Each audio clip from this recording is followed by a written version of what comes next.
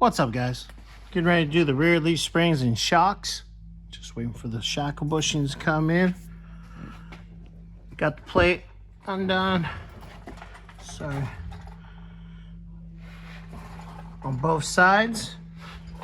Got the shackle bolts undone. Nuts, excuse me. Getting ready to loosen up the front of the shackles, or excuse me, the leaf springs.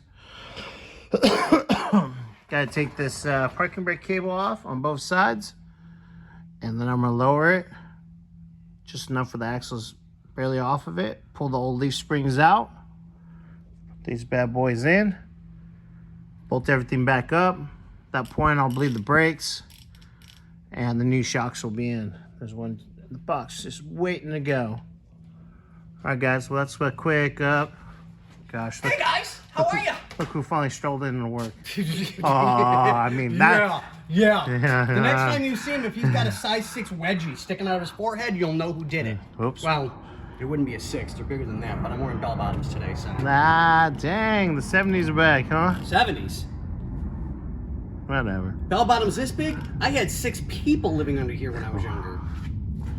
From 70s? I knew you were old, but damn, you're that old?